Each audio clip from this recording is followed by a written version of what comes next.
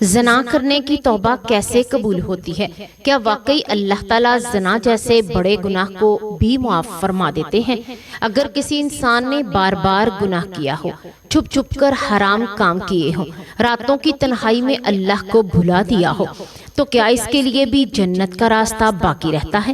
ذرا تصور کریں، اگر آج کی رات موت آ جائے، اگر قبر میں فرشتے سوال کریں، اگر قیامت کے دن اللہ تعالیٰ کے سامنے کھڑے ہونا پڑ جائے اور انسان کے سامنے وہ سارے گناہ کھول دیے جائیں جنہیں وہ دنیا سے چھپاتا رہا ہو، تو اس وقت انسان کا کیا حال ہوگا؟ آج بہت سے لوگ ہنس رہے ہیں مگر اندر سے ٹوٹ چکے ہیں، بہت سے چہرے سکون والے لگتے ہیں مگر رات کو تنہائی میں روتے ہیں، کیونکہ گناہ وقتی مزہ تو دیتا ہے مگر بعد میں دل کو جلا دیتا ہے، روح کو بے سکون کر دیتا ہے اور انسان کو اندر سے ختم کر دیتا ہے۔ اور پھر ایک وقت آتا ہے جب انسان خوف سے کانپتے ہوئے سوچتا ہے، کاش اللہ مجھے ایک موقع دے دے، کاش میری توبہ قبول ہو جائے۔ اور اسی لمحے نبی کریم صلی اللہ علیہ وآلہ وسلم کا وہ مبارک فرمان امید بن کر سامنے آتا ہے کہ اللہ تعالیٰ سچے دل سے توبہ کرنے والے کے بارے میں سارے اس کے گناہ معاف فرما دیتے ہیں۔ پیارے ناظرین، آج کی یہ گفتگو عام نہیں ہے، ہو سکتا ہے یہ ویڈیو کسی ایسے انسان تک پہنچ رہی ہو جو اس وقت گناہوں میں ڈوبا ہوا ہے، ہو سکتا ہے کوئی شخص تنہائی میں یہ ویڈیو دیکھتے ہوئے رو پڑے، اور ہو سکتا ہے کہ آج یہ باتیں کسی کی پوری زندگی بدل دیں۔ اس لیے اس ویڈیو کو آخر تک ضرور دیکھیے، کیونکہ آگے ہم قرآن، احادیث، ایمان ہلا دینے والے واقعات اور نبی کریم صلی اللہ علیہ وآلہ وسلم کے فرامین کی روشنی میں جانیں گے کہ زنا کرنے والے کی توبہ کیسے قبول ہوتی ہے، اور وہ کون سا راستہ ہے جس سے اللہ تعالیٰ انسان کے بڑے بڑے گناہ بھی معاف فرما دیتے ہیں۔ بسم اللہ الرحمن الرحیم۔ السلام علیکم ورحمۃ اللہ وبرکاتہ۔ پیارے ناظرین، انسان خطا کا پتلا ہے، اس دنیا میں کوئی ایسا انسان نہیں جس سے غلطیاں نہ ہوں، کسی سے زبان کا گناہ ہو جاتا ہے، کسی سے آنکھوں کا، کسی سے دل کا اور کسی سے جسم کا، لیکن بعض گناہ ایسے ہوتے ہیں جو انسان کے دل کو ہلا کر رکھ دیتے ہیں، اور زنا انہی بڑے گناہوں میں سے ایک ہے۔ یہی وجہ ہے کہ جب زندگی یعنی انسان اس گناہ میں مبتلا ہو جاتا ہے تو بعد میں اس کا دل بے چین رہنے لگتا ہے، نماز میں دل نہیں لگتا، دعا میں آنسو نہیں آتے، اور انسان اندر ہی اندر خوف میں جینے لگتا ہے۔ لیکن یاد رکھیں، اسلام مایوسی نہیں سکھاتا۔ شیطان چاہتا ہے کہ انسان گناہ کے بعد بھی یہ سوچ لے کہ اب اس کی بخشش نہیں ہو سکتی۔ وہ انسان کے دل میں ڈالتا ہے، تم بہت آگے نکل چکے ہو، اب اللہ تعالیٰ تمہیں کبھی معاف نہیں کرے گا، لیکن یہ شیطان کی آواز ہے، اللہ کی نہیں۔ اللہ تعالیٰ قرآن پاک میں فرماتے ہیں، اے میرے بندو جنہوں نے اپنی جانوں پر ظلم کیا، اللہ کی رحمت سے نا امید نہ ہو جاؤ، بلکہ بے شک اللہ تعالیٰ تمام گناہ معاف فرما دیتا ہے۔ سبحان اللہ۔ غور کریں، اللہ تعالیٰ نے فرمایا تمام گناہ، یعنی اگر کوئی شخص سچے دل سے توبہ کرے تو اللہ تعالیٰ زنا جیسے بڑے گناہ کو بھی معاف فرما سکتے ہیں۔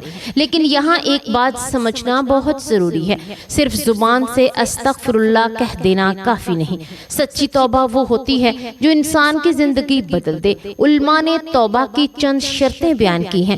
پہلی شرط یہ ہے کہ انسان اپنے گناہ پر سچے دل سے شرمندہ ہو، دوسری شرط یہ ہے کہ فوراً اس گناہ کو چھوڑ دے، تیسری شرط یہ ہے کہ دل میں پکا ارادہ کرے دوبارہ اس گناہ کی طرف نہیں جائے گا، اور اگر کسی بندے کا حق مارا ہو تو وہ واپس کر دے یا معافی مانگے۔ جب بندہ اسی طرح اللہ کے سامنے جھک جاتا ہے تو اللہ تعالیٰ اس کی توبہ قبول فرما لیتے ہیں۔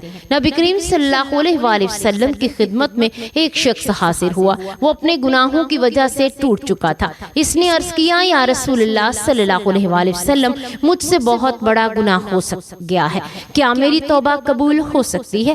نبی کریم صلی اللہ علیہ وآلہ وسلم نے اسے مایوسی نہیں سکھائی، آپ نے فرمایا بلکہ اللہ کی رحمت کی امید دلائی۔ یہی اسلام کی خوبصورتی ہے، اسلام گناہ سے نفرت کرتا ہے لیکن گناہگار کے لیے توبہ کا بند دروازہ بھی کھول دیتا ہے۔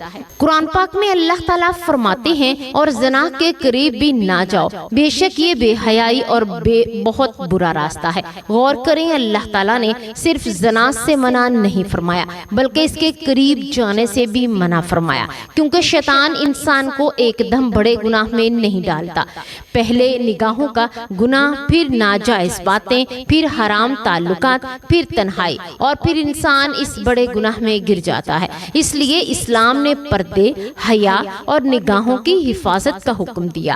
آج موبائل فون، سوشل میڈیا، فحش مواد نے اس گناہ کو بہت ہی آسان بنا دیا ہے۔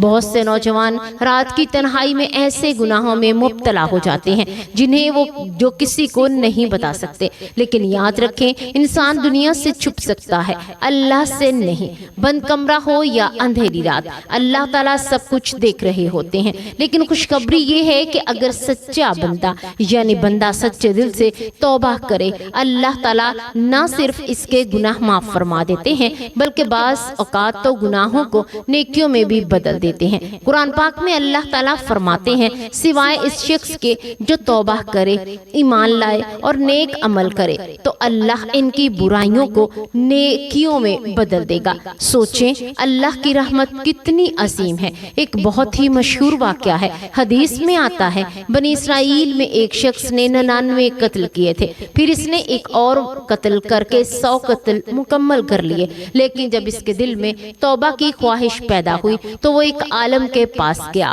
اور پوچھا کیا میری توبہ قبول ہو سکتی ہے؟ عالم نے کہا تمہاری اور اللہ کی رحمت کے درمیان کون رکاوٹ بن سکتا ہے؟ پھر وہ شخص توبہ کی نیت سے روانہ ہوا، مگر راستے میں اس کی موت آ گئی۔ اللہ نے اسے بخش دیا۔ جب 100 قتل کرنے والے کی توبہ قبول ہو سکتی ہے تو اگر اللہ کوئی شخص گناہ کرے یعنی زنا جیسے گناہ تو پھر سچی توبہ کرے تو اللہ تعالیٰ اس کی بخشش میں پر بھی قادر ہے۔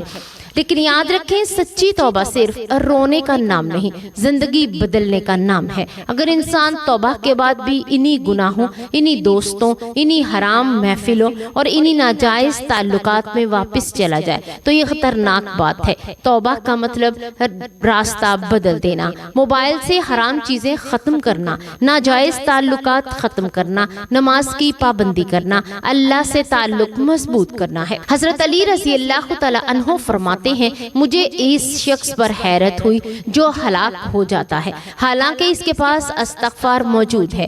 واقعی استغفار مومن کا سب سے بڑا سہارا ہے۔ نبی کریم صلی اللہ علیہ وآلہ وسلم خود دن میں 70 سے زیادہ مرتبہ استغفار کیا کرتے تھے۔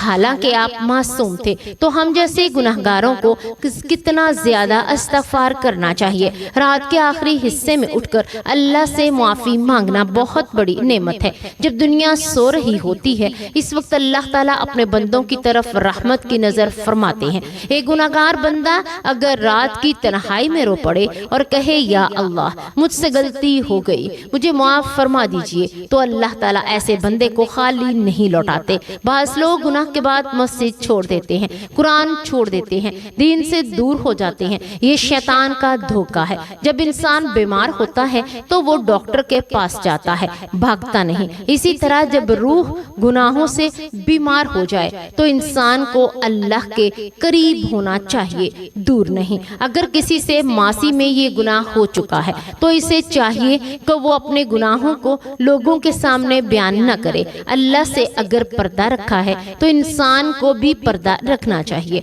بعض سچے دل سے توبہ کرے، نیک اعمال کرنا شروع کرے اور نئی زندگی کا آغاز کرے۔ ہو سکتا ہے آج کی یہ گفتگو کسی ایسے شخص تک پہنچ رہی ہو جو اس وقت تنہائی میں رو رہا ہو، جو سوچ رہا ہے کہ شاید اب اس کی بخشش نہیں ہو سکتی، تو سن لیجئے، جب تک سانس باقی ہے توبہ کا دروازہ کھلا ہے۔ موت آنے سے پہلے اگر انسان سچے دل سے پلٹ آئے تو اللہ تعالیٰ معاف فرما دیتے ہیں۔ آئیے آج ہم سب اپنے دل سے یہ عہد کریں کہ ہم اپنی زندگی بدلیں گے، گے، نمازوں کی پابندی کریں گے، نگاہوں کی حفاظت کریں گے، حرام تعلقات سے بچیں گے اور ہر روز اللہ تعالیٰ سے معافی مانگیں گے، کیونکہ کامیاب وہی ہے جو گناہ کے بعد ٹوٹنے کی بجائے اللہ کی طرف پلٹ آئے۔ آخر میں اللہ تعالیٰ کے حضور دعا کرتے ہیں، اے اللہ ہم سب گناہگار ہیں، خطا کار ہیں، کمزور ہیں، یا اللہ اگر ہم سے زندگی میں کوئی چھپا ہوا یا کھلا گناہ ہوا ہے تو اپنے فضل سے معاف فرما دے۔ یا اللہ زنا جیسے بڑے گناہوں سے ہماری حفاظت فرما، ہمارے دلوں کو پاکیزگی عطا فرما، ہمارے گناہوں کو پاک فرما۔ یا اللہ جو نوجوان گناہوں میں مبتلا ہیں انہیں ہدایت عطا فرما، جو سچی توبہ کرنا چاہتے ہیں ان کی توبہ قبول فرما۔ اے اللہ ہمیں نماز کا پابند بنا دے، قرآن سے محبت کرنے والا بنا دے اور موت سے پہلے سچی توبہ نصیب فرما دے۔ یا اللہ قیامت کے دن ہمیں رسول اللہ صلی اللہ علیہ وآلہ وسلم کی شفاعت نصیب فرما اور قیامت کے دن ہمیں رسوا نہ فرمانا، پیارے نبی صلی اللہ علیہ وآلہ وسلم کی شفاعت نصیب فرما دینا، آمین یا رب العالمین۔